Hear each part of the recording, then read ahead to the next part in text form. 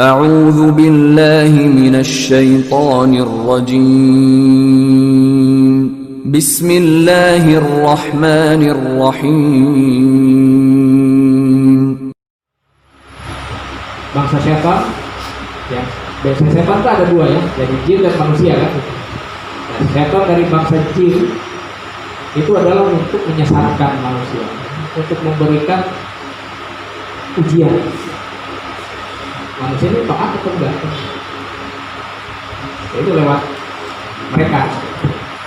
Jadi ibaratnya kalau kita mau jalan lurus itu, ya yang berusaha menyimpang-nyimpangkan diri ya mereka ini. Jadi harus kita sadar bahwa memang musuh kita itu adalah bangsa jin. Nah, kemudian kita masuk ke masalah asal mula bangsa jin. Jadi kita kembali lagi ke berapa bawah alam ya, juta tahun atau ya hanya Allah yang tahu bawah alam. Semenjak sebelum ada manusia, Allah itu kan menciptakan malaikat sebagai pembantu-pembantunya.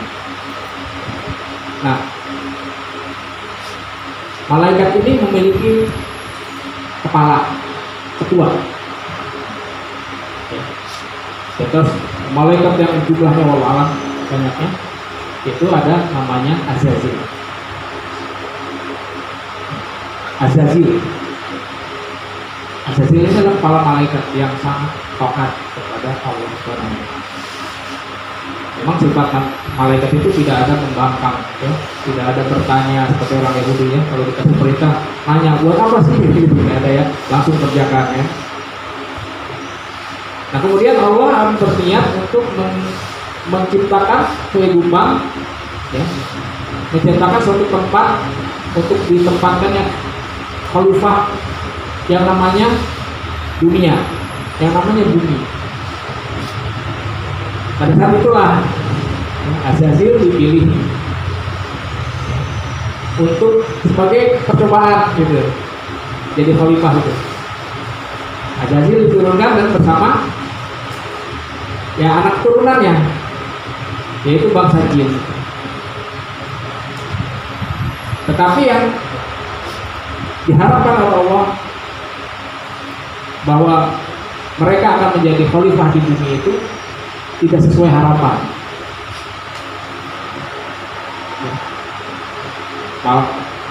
Akhirnya mereka itu saling menumpahkan darah. Makanya malaikat bertanya kan, mengapa kau menciptakan ya, manusia makhluk yang akan saling menumpahkan darah? Wayusridu dimakan gitu. Nah, itu karena pada saat itu mereka yang menguasai dunia, ya, bumi ini. Begitu Allah menciptakan manusia, makhluk tandingan. Ya, yang pertama Adam alaihissalam, yang terbuat dari tanah.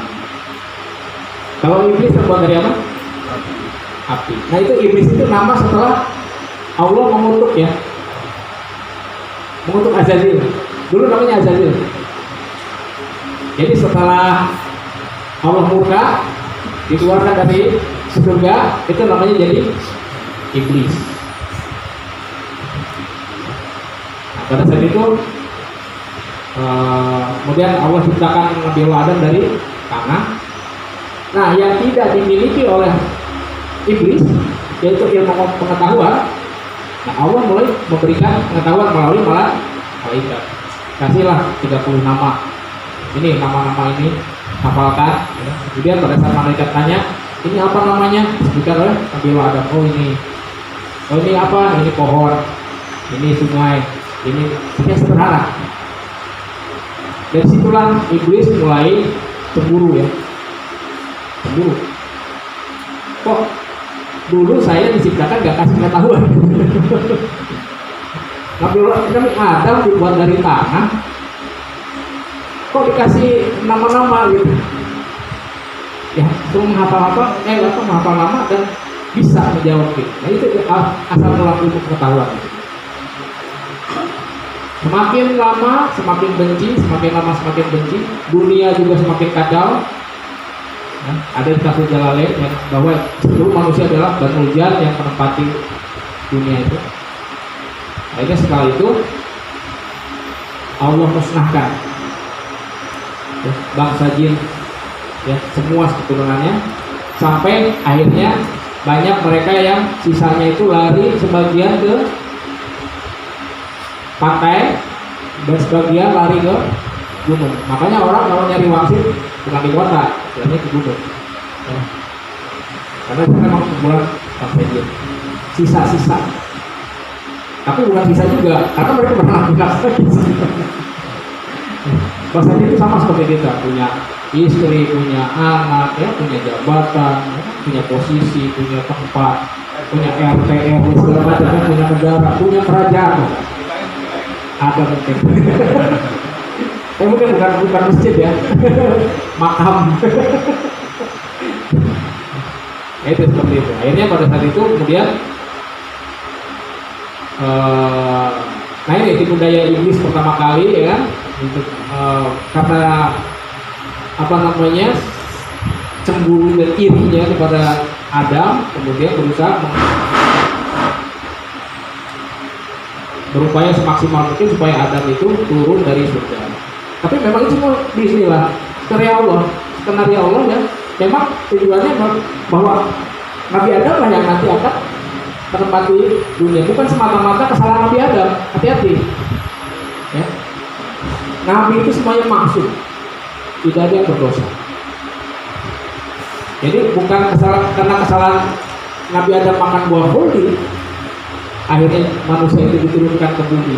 Jadi kita nyalain, waduh, kalau andaikan Nabi Adam tidak makan buah khuldi mungkin kita semua ada di surga. Ini yang pemikiran seperti itu. Memang itu sudah skenario-nya Allah ya. Caranya jadi diberikanlah pengetahuan dulu di surga untuk nanti bekal di dunia ya. Jadi itu betul. Jadi jangan sampai waduh Adam gitu kan. Jadi kita semua nggak perlu susah-susah di dunia nih. Kita tinggal petik-petik aja kan, buah-buah di surga gitu. Itu salah kan seperti itu. Emang udah ada skenario seperti itu. Atas ini. Nah kemudian pada saat itu langsung kondisi bumi sudah bersih, barulah Nabi Adam diturunkan, disusul dengan istrinya. Dan dari situlah mulai peperangan. Hati-hati, peperangan antara manusia dan jin. Siapa yang pertama kali menumpahkan darah dari keturunan Nabi Adam? Ya, Qabil Pak. Qabil yang dibunuh, Qabil yang dibunuh. Itulah karena bisikan pertama kali. Pertama kali jin membisikkan pada manusia. Dan itu bukan iblis. Iblis itu bukan levelannya Qabil. Iblis itu levelannya Nabi Adam. Kalau sudah ke bawah turunan Nabi Adam itu keturunannya. Dan terus sampai sekarang. Jadi nggak ada hubungan ya, oh ini karena beda suku, beda bangsa. Enggak, semua kita satu ini ya, satu bapak. Mau orang bule ya, mau orang yang kulit kuning, mau kulit hitam, itu nggak ada hubungannya. Akhirnya kita saling membenci. Itu memang semuanya adalah makar dari jin, dari syaitan, supaya kita bangsa manusia saling membunuh atau minimal rusak ya. Kalau nggak saling membunuh, rusak, sesat dan sebagainya. Nah itu sekilas mengenai asal mula bangsa jin. Nah bangsa jin ini ya, kalau Nabiullah ada dari tanah ya kan, dan manusia juga sebenarnya bukan dari tanah ya, udah dari saripatinya.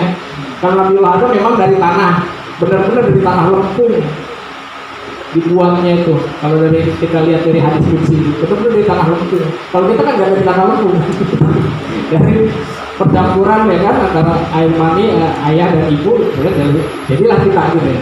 Sama dengan bangsa jin juga. Kalau iblis benar-benar terbuat dari nyala api, Maka bangsa jin dari hawanya. Terus saat jin itu adalah dari hawanya api. Jadi nyala api, hawanya. Iya, hawa panas. Akhirnya nggak kelihatan. Tapi kalau udah masuk ke dalam tubuh kita, emosi. Benar ya? Paling sering orang yang kena gangguan jin itu emosi tidak terkendali, panas hawanya.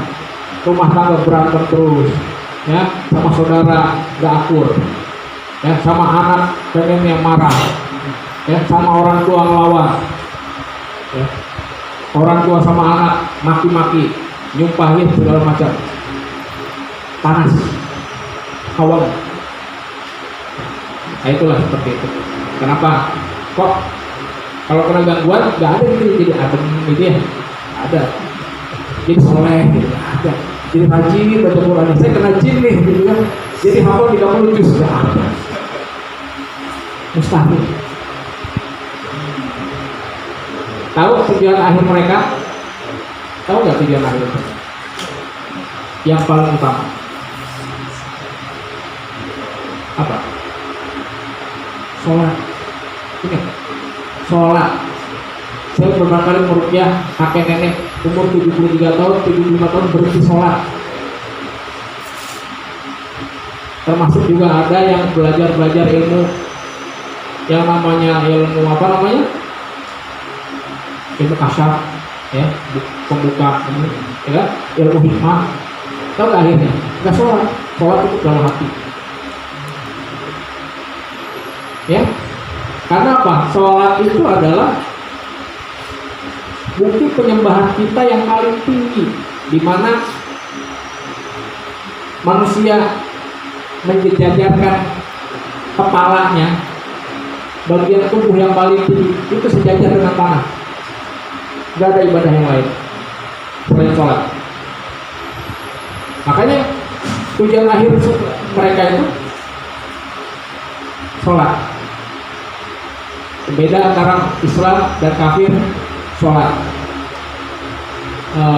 Amalan yang paling pertama dihisab sholat. Ingat, banyak, bukan banyak ya, rata-rata semua yang kena gangguan jin sholatnya males. Kelihatannya aja kopiah, tapi pas sholat, pas jam-jam sholat hilang. Saya ada di daerah mana, Tunggak Jati Kerawang, belajar ilmu hikmah. Gila Pak, gila. Saya ruqyah, alhamdulillah sadar. 4 hari kemudian gila lagi. Saya tanya, kenapa? Saya nggak tanya ilmunya. Itu waktu saya ruqyah ya. Rumahnya memang pakai ini, tulang belakangnya pakai bambu. Setengah bata, atasnya bilik hanya berbambu itu. Pas saya ruqyah lari Pak, naik kayak monyet, bisa gitu. Menurut akal kita nggak mungkin bisa naik. Sambil dia ngeledek saja. Itu ada 30 orang yang nonton history semua, karena kan naik gitu. Itu bahayanya ilmu hikmah. Bisa bikin wafak sendiri. Dia punya rumus-rumus sendiri. Sampai akhirnya pada saat sebelum saya datang itu katanya udah maaf buang air kecil, buang air besar di tempat. Tadinya sholat, tapi pada saat seperti itu kan nggak sholat. Ya, otomatis nggak sholat. Dia, saya tanya ini siapa, namanya beda-beda gitu. Entah berapa jin yang ada di dalam badan itu.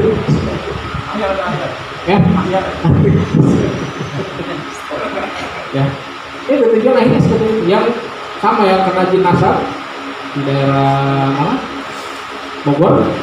Saya pernah kerja, kakek-kakek umur 75 tahun, terus adiknya nenek-nenek umur 73 tahun itu serempak berhenti sholat. Sampai anak-anaknya nangis. Harusnya kan makin tua makin mendekati, maaf ya, mendekati ajal, makin rajin. Ini enggak. Ditanya apa? Bisikan dalam hati. itu udah pasti gangguan. Karena apa? Memang bukti penyembahan kita kepada Allah yang kalau kita nggak mengerjakan itu kan kita udah pasti masuk neraka kan. Kita nggak menyembah Allah, udah pasti masuk neraka. Nah itu mereka berusaha itu yang apa namanya, yang mereka jadikan tujuan. Jadi kalau ada orang mengaku saya orang yang baik, sering kasih fakir miskin, ya banyak nyumbang juta-jutaan gitu ya, saya sama tetangga baik, lihat sholatnya. Kalau dia nggak sholat dia akan akan muncul. Dan itu harus kita dakwah. Bukan berarti kalau kayak gitu, oh jangan dia nggak sholat, kita jauh jangan, kasihan. Ya, dia udah kita berusaha mengingatkan. Ya. Kalau memang ada terindikasi kena bantuan, kita tawarkan, Pak, ada yang dirasa enggak, ada mimpi-mimpi apa gitu kan, ada keluhan apa badannya, ya kita ikhtiar coba gitu kan. Kalau bukan kita yang rukyah, mungkin orang lainnya kita coba, mungkin bisa ada solusinya gitu. Allah, kalau kita udah bisa mengangkat ya, karena dakwah rukyah itu yang saya rasakan ya, insya Allah ini dakwah yang memang sangat mulia. Kita tahu ya bahwa dosa yang paling besar ya dalam pandangan Allah adalah syirik. Berarti amalan atau pahala yang paling besar ya adalah kita membantu orang keluar dari kesyirikan. Yang biasa berkumpul ya kan, kita tarik. Yang biasa punya jimat-jimat ya, kita peringatkan, kita kasih gambaran ya bahayanya ya, supaya mereka kembali ke ketauhidan yang murni. Nah, baik, kita lanjut lagi. Masih banyak kan waktunya, sampai Isya ya. Ya, nah ini kemampuan bangsa jin. Jadi jin 2 kali. Ya, kecepatan gerak ya. Jin itu bisa sekarang ada di sini di kaki C ya. Ya. 1 detik kemudian bisa ada di Mekah. Seperti yang zaman Nabi Allah Sulaiman alaihissalam, ya kan? Itu bisa membawa singgasana Ratu Bilqis dalam berapa lama? Gitu kan? Dalam sebelum ada berdiri kan? Itu udah nyampe. Nah ternyata masih kalah sama seorang ulama kan? Kedip udah nyampe. Apa namanya, doa-doa okay. Itu banyak aktivitas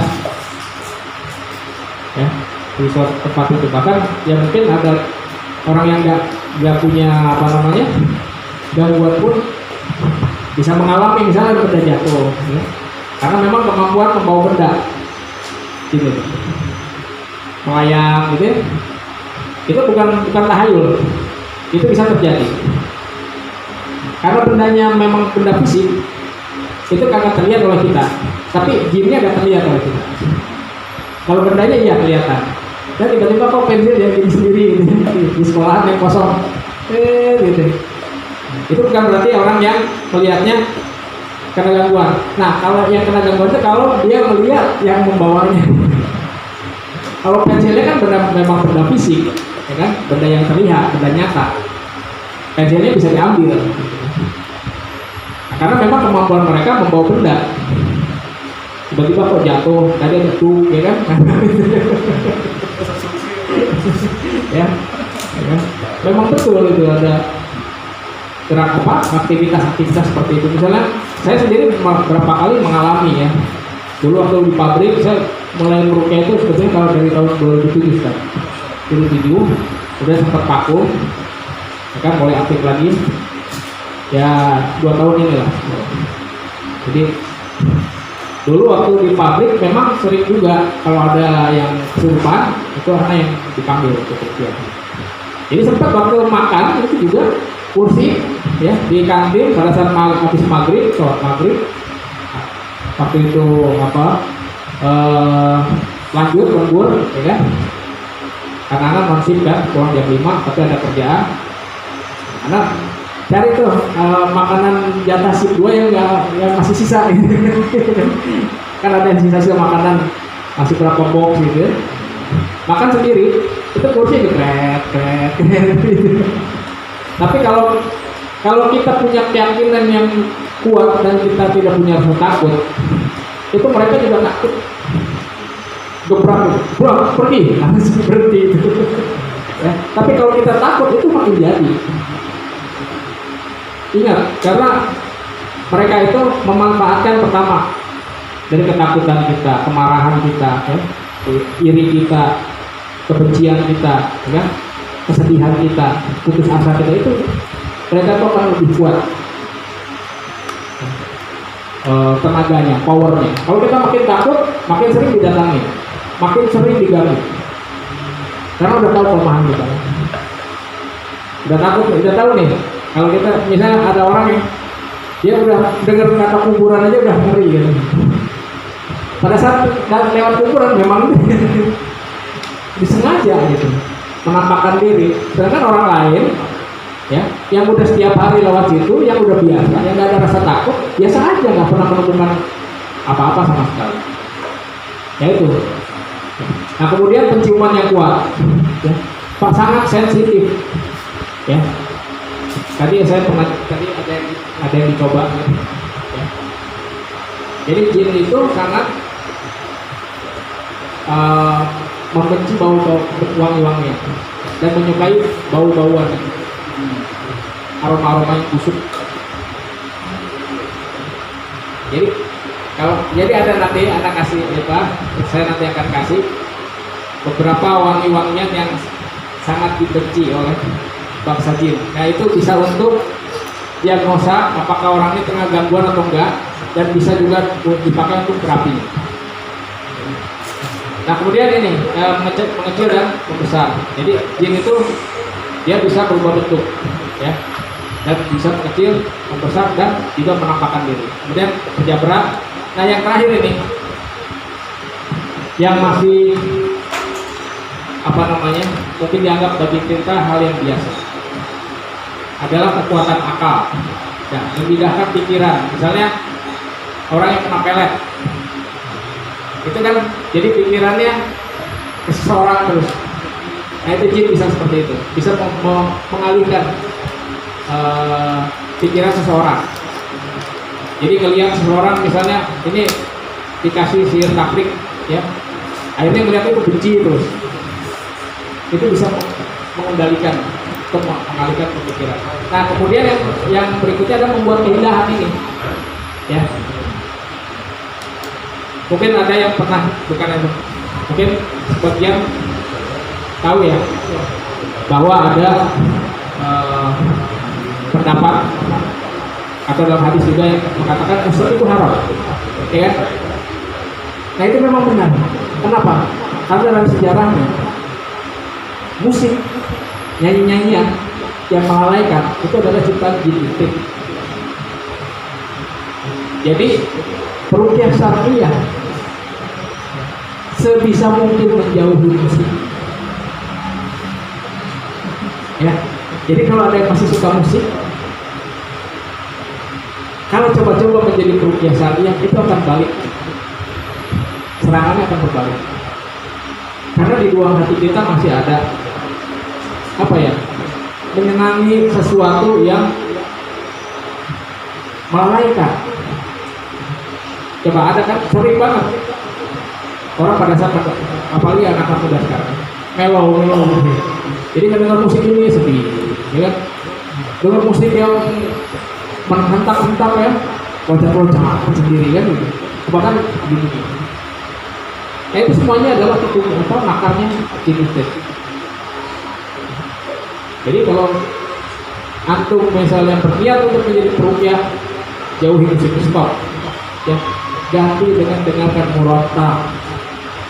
Karena nggak sinergi antara musik dengan ayat Quran, nggak akan sinergi. Dan antum menghafalkan Al-Quran dengan musik, ayat hafalannya hilang, udah pasti. Karena memori kita yang harusnya menghafalkan Al-Quran ini banyak berisi kalimat kata-kata syair-syair, ya, lirik-lirik yang nggak bermanfaat. Nggak ada sinerginya. hafal Quran, ya, sama musik atau nyanyi-nyanyian pasti merugikan. Mana yang merugikan? Pasti yang positif yang hilang, mungkin yang negatif yang hilang. Karena memang makarnya tugas gaya setan itu ya berusaha untuk menyesatkan manusia. Jadi akhirnya lebih banyak mendengarkan musik daripada menghafal Al-Quran. Dan itu kalau masih ada di dalam hati kita menyenangi musik, antum akan diganggu setiap hari. Anda pernah merasakan dulu masih gabung sama musik, itu setiap hari itu ada dengar terus, jadi lagu yang sudah didengar terus, itu terngiang-ngiang, mau dihilangin nggak bisa. Nah itu, jadi sebaiknya dianjurkan dengan sangat jauhi musik ya, dan lagu-lagu apalagi yang melalaikan, lagu cinta ya, lagu-lagu apa ya, isinya ya. Baik, kita lanjut. Ini baru saya cepat nih, cepat ya. Nah, cepat aja lah. Ini pengenalan bangsa jin ya, jin yang sering berinteraksi dengan manusia. Pertama jin korin. Jin korin itu yang lahir sama kita ya. Setiap manusia itu disertai dengan korin dan semuanya kafir, ingat, kafir kecuali jinnya korinnya Rasulullah, karena Allah telah mengislamkannya, maka banyak menyuruh kebaikan pada Rasulullah, menganjurkan kebaikan kepada dia ya. Jadi jin korin kita semuanya kafir, hanya satu aja yang muslim, itu jin Rasulullah. Kemudian jin khodam, hati-hati nih khodam ya, ada kodamnya. Dari tadi udah pecat ini kesini. Udah pecat ini nggak? Mana yang mana? Yang mainnya barusan. Ya, kodam ini adalah semua jin yang ada apa namanya yang dipanggil ya menjadi pelayan, khodim ya. Khodim itu pelayan, melayani manusia, padahal bukan melayani. Nggak ada istilahnya jin itu apa namanya menjadi pesuruh kita ya? Menjadi apa namanya abdi-abdi kita. Mereka itu hanya bersiasat ya, licik. Kita dikasih bantuan secuil ya, nanti ngambilnya banyak. Namun karena tujuannya menyesatkan, diberikanlah kita kemampuan ya, diberikanlah kita misalnya kalau ingin kesulitan dikasih kekayaan, tapi apa banyaknya itu kalau udah kesulitan itu harta turunan habis. Jadi ilmu rumusnya begini, kalau orang ilmu kesulitan pasti nanti ada keturunannya melarat sama sekali. Kalau ada yang punya ilmu pelet, nanti ada yang jadi jomblo seumur hidup. Ya. Ada yang ilmu pemikat, wanita, ada nanti yang keturunannya pemayu. Ya. Tahu kan pemayu? Ya, wanita-wanitaan. Ya. Kalau ada yang punya ilmu tenaga dalam, ilmu kanuragan dan sebagainya, ada keturunannya sakit-sakitan. Itu bangsa itu. Dan itu nggak akan putus kalau belum diputus. Jadi dari atas, nah itu nanti setelah kodam itu dari ke jin nasab. Jadi kalau udah kita ada kodam, kita biarkan sampai kita wafat, itu akan turun ke keturunan kita. Jadi namanya istilah jin nasab atau jin saka atau jin mirasi, jin warisan. Betul, turunan Pak. Hati-hati. Dan itu nggak garis lurus ya. Hati-hati. Kita harus lihat juga kiri kanan. Misalnya gini, dari buyut kita yang berbuat, kemudian kakek kita kena. Nah, di bawahnya bukan bapak kita yang kena, tapi paman ke bibi. Tapi ke bawahnya kan anak kita. Jadi memang harus benar-benar kita waspadai. Apa di bapak kita sebelah kirinya atau sebelah kanannya ada terkena atau enggak. Kalau ada indikasi terkena, cepat-cepat kita harus putus. Nanti ada bagaimana cara memutus jin nasab sampai dengan nanti ada ikrar atau putus. Memang tidak 100% berhasil karena tergantung dengan tingkat kesesatan yang pernah dikerjakan. Tapi namanya kita harus ikhtiar ya, dan harus optimis semoga bisa memutus jin nasab yang menimpa keluarga kita. Nah, kemudian ini yang kedua, karena jin berdasarkan tempatnya ya, ada jin perairan, ada jin hewan, ada jin penerbang ya, koyar ya, ada gowas. Yang sering itu adalah jin hewan dan jin perairan. Jin penerbang saya temukan ada beberapa kasus. Jadi itu Pak, kalau jin koyar itu jin ada namanya jin pendurhaka, jin yang paling kuat. Jadi kalau di ruqyah itu gak mempan. Dia pergi dulu. Saya pernah meruqyah jam 1, itu baru ada reaksi jam 3. Jam 4 maaf, 3 jam, bukan jam 3. Jam 1 baru ada reaksi jam 4. Jadi dia keluar dulu. Nanti dia balik lagi. Pada saat kelihatan ada reaksi, baru kita sebenarnya di situ. Itu susahnya jin koyar. Dan ini memang ada kaitannya dengan leluhur-leluhur. Jin hewan, ya ini yang paling mudah. Biasanya nanti setelah diruqyah itu akhirnya akan ada suara-suara atau gerakan-gerakan yang meniru hewan. Saya pernah meruqyah 3 kali berubah. Pertama dia jadi monyet dulu, dilanjut ruqyahnya, kemudian jadi harimau, kemudian yang ketiga dia jadi buaya. Itu 3 kali.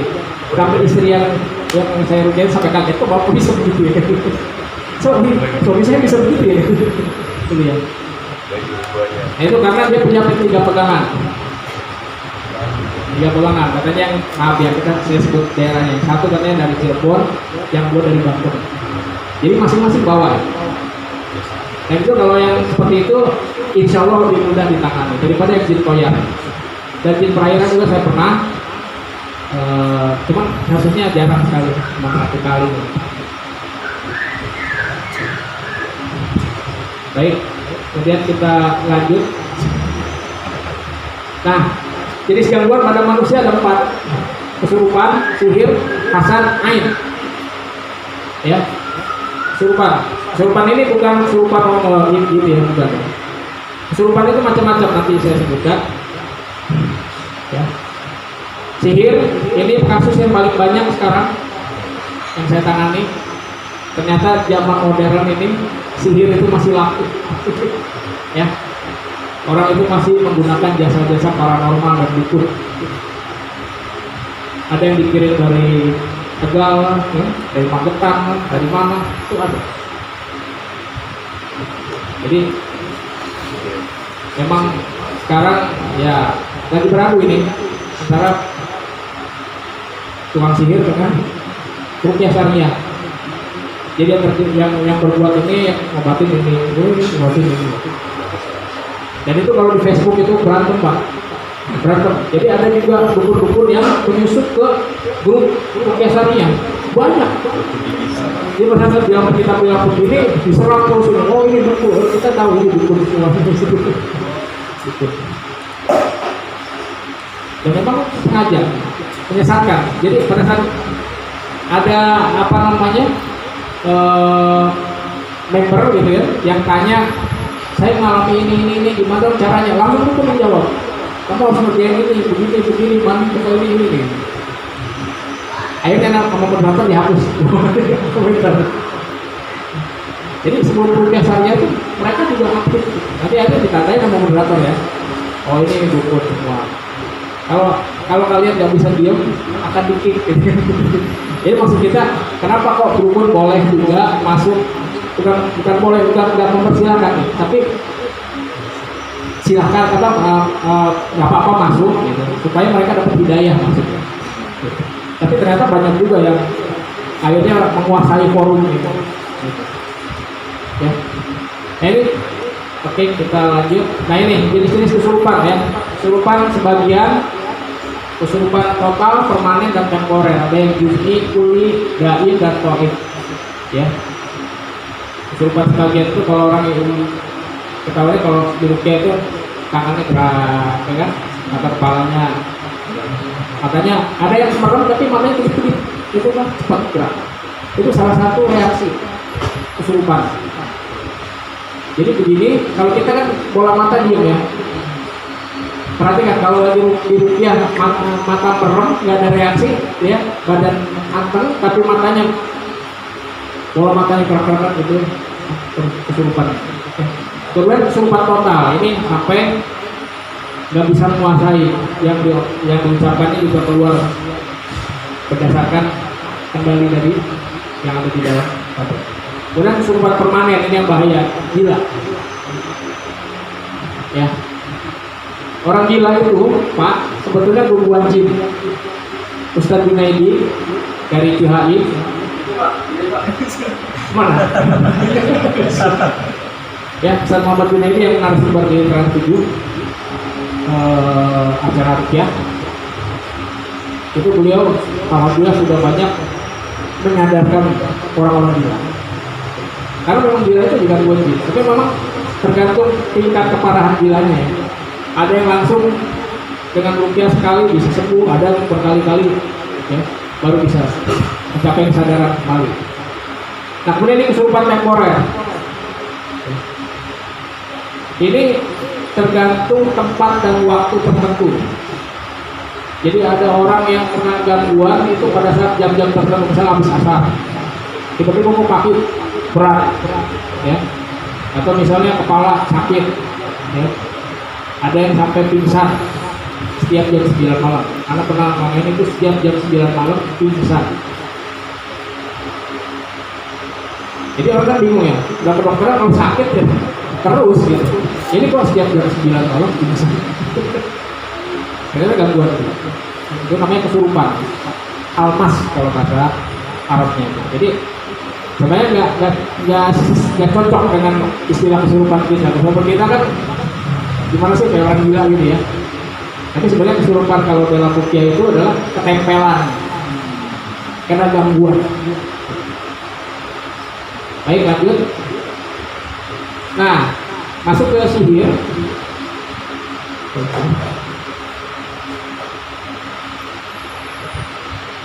Ya ini. Kalau sihir sendiri kalau dalam bahasa Arabnya itu adalah tersembunyi atau halus gitu bahasa. Nah, kalau istilah etimologinya, istilahnya ya itu apa namanya, perbuatan yang dilakukan antara dukun ya, dan jin untuk melakukan sesuatu. Nah, ini pembagiannya yang pertama sihir putih. Ini yang sering dibela-bela ya. Sihir putih itu sihir putih gitu. Kenapa? Yang itunya besar banget. Ya. Pakai ini kok, pakai amalan-amalan, pakai asma-asma, ada hisib-hisib, ya. Hati-hati, banyak yang pegang hisib setelah di ruqyah langsung kesurupan. Ya. Jadi sebaiknya ya yang masih punya hisib ditinggalkan, ya. Bahaya. Punya hisib enggak? Dulu ada, sekarang nggak ada ya, ya aman.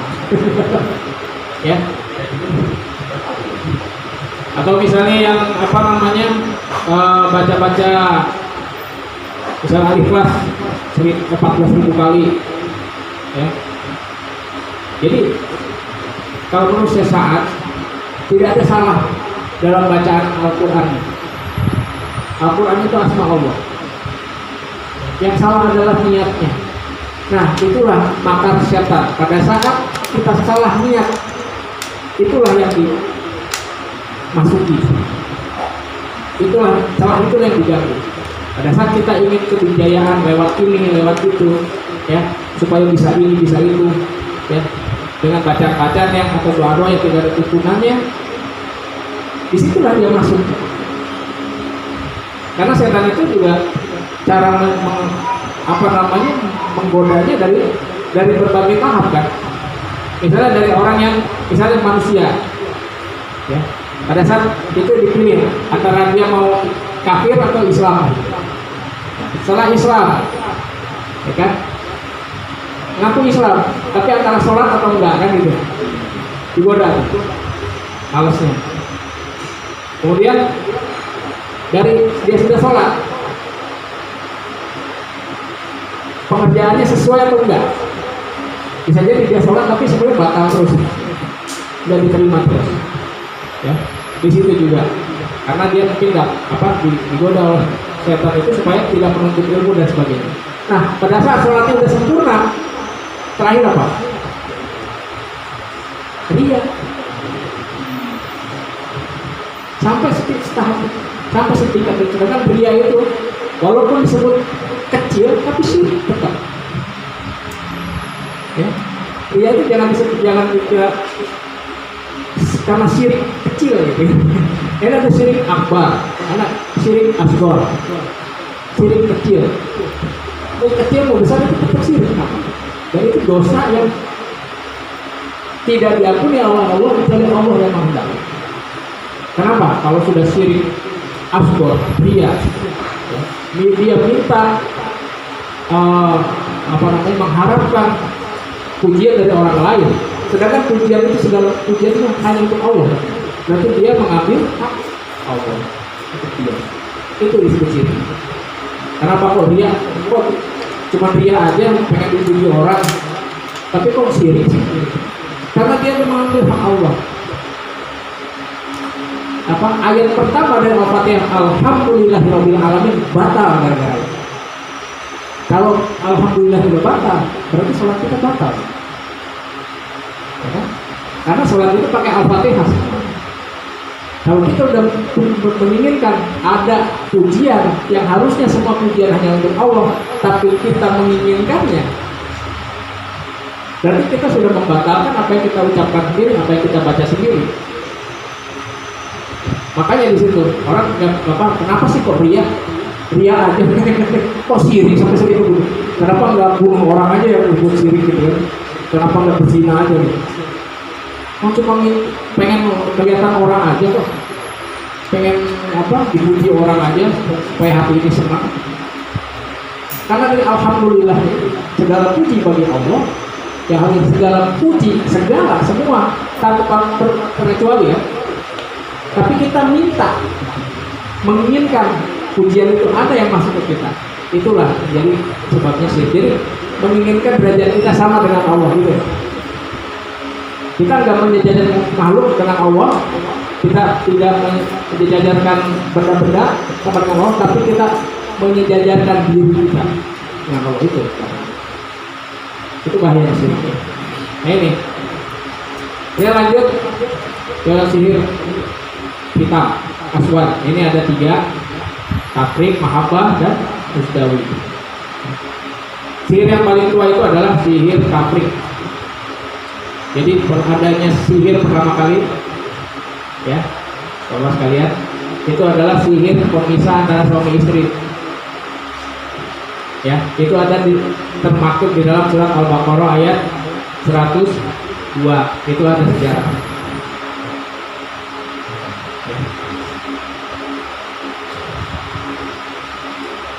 Wattaba'u ma tatlu syayatin 'ala mulki Sulaiman, wa ma kafara Sulaiman walakinna syayatina kafaru yu'allimuna an-nasa as-sihr wa ma unzila 'ala malakaini fi Babila Harut wa Marut wa ma yu'allimani min ahadin hatta yaqula innama nahnu fitnatun fala takfur. Nah, seterusnya itu ada sihir untuk memisahkan antara suami dan istri. Itu tadi ayat Al-Baqarah 102 itu ada salah satu ayat untuk membatalkan sihir. Jadi kalau ada sihir langsung pakai ayat. Ini perceraian, pengasihan, ya. Ini banyak nih mahabbah. Saya baru ada 2 minggu kemarin ya. Penangannya sihir mahabbah pelet. Jadi ada ibu-ibu pagi-pagi datang ke rumah saya tuh pakai motor jam 7 pagi. Saat ini saya kok dari kemarin jantung berdebar-debar kayak orang pingsan, ya, napas sesak, ya. Terus apa lagi ya? Lemes.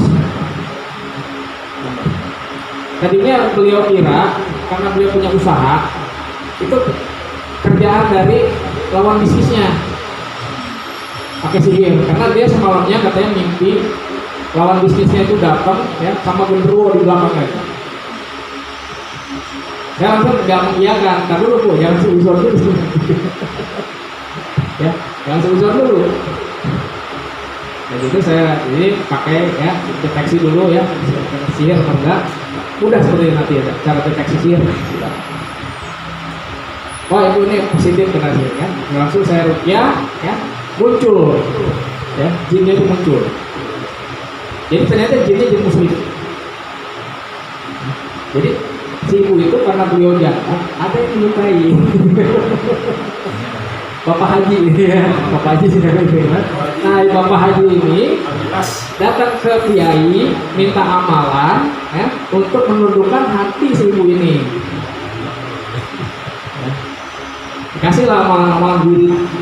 Jadi yang datangnya itu waktu di rukyah itu ibunya juga marah itu sambil dia di bayangannya tuh lihat itu ada kakek-kakek pak bawa tasbih. Bawa tasbih. Ya saya tanyakan ya lu sama gini, kenapa kamu kesini? Ya ini saya disuruh kayak gitu kan, supaya ibu ini suka sama ini kayak gitu. Siapa orangnya? Dan nanti tanya aja lah, dia tidak tahu kok kayak gitu ya. Udah nanti saya tanya kayak gitu. Terus ini lawan apa? Dia lewat wirid-wirid, ya, orangnya datang ke kiai. Niatnya sih baik katanya, supaya nanti nikah. Saya bilang nggak boleh cara begini, ini zolim. Ternyata jin muslim itu nggak ngerti kalau perbuatan itu zolim. Karena kok gitu ya? Oh ini zolim ya? Iya zolim, nggak boleh. Oh ya udah, terus gimana dong? Biar suka katanya. Saya bilang perbaiki akhlak orang ini supaya ibu ini suka. Oh gitu ya? Ya udah, saya kasih tahu. Kamu bisa syahadat, karena saya Islam ya. Coba syahadat, benar, syahadatnya lancar. Karena kalau di kafir nggak bisa ada syahadat. Nah, oh ya benar, betul. Ya udah saya pamit dulu ya. Ya udah, assalamualaikum, waalaikumsalam. Sadar. Nah, karena si ibu itu juga pada saat ngomong, ya, dikuasai kendali sama jin, telinganya juga ngedengar, ya ini tersinggung malu. Tuh, Bu, dengar sendiri kan, gitu.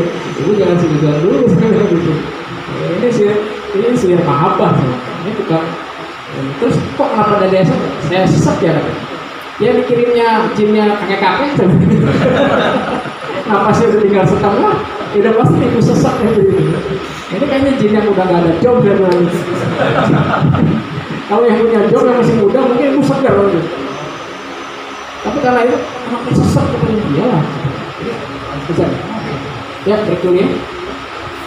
Insyaallah kita lanjut lagi nanti.